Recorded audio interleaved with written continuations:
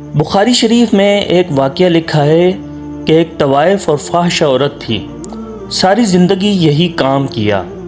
ایک مرتبہ وہ کہیں سے گزر رہی تھی، راستے میں اس نے دیکھا کہ ایک کتا پیاس کی شدت کی وجہ سے زمین کو چاٹ رہا ہے۔ قریب میں ایک کنواں تھا۔ اس عورت نے اپنے پاؤں سے چمڑے کا موزہ اتارا اور اس موزے میں کنویں سے پانی نکالا اور اس کتے کو پلا دیا۔ اللہ تعالیٰ کو یہ عمل اتنا پسند آیا کہ اس کی مغفرت فرما دی کہ میری مخلوق کے ساتھ تم نے محبت اور رحم کا معاملہ کیا تو ہم تمہارے ساتھ رحم کا معاملہ کرنے کے زیادہ حقدار ہیں۔ لہذا اللہ کی مخلوق کے ساتھ رحم کا معاملہ کرنا چاہیے، چاہے وہ حیوان ہی کیوں نہ ہو۔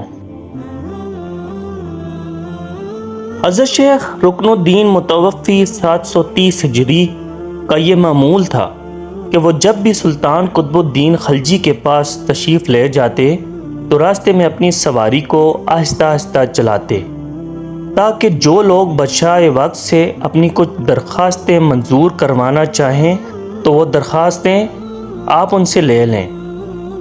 اسی طرح چلتے رہتے۔ جب سلطان کے دربار میں پہنچتے تو سلطان ان کی تعظیم کے لیے دربار سے باہر آتا اور ان کو احترام سے اپنے دربار میں لے جاتا۔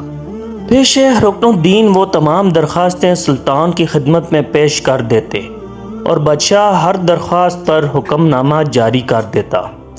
شیخ جب واپس ہوتے تو تمام درخواستیں واپس ان کے لوگوں تک پہنچا دیا کرتے تھے۔ پھر شیخ فرماتے کہ مخلوق کی خدمت کرنے سے مجھے جو لطف آتا ہے وہ شاید کسی اور چیز سے حاصل نہ ہو سکے۔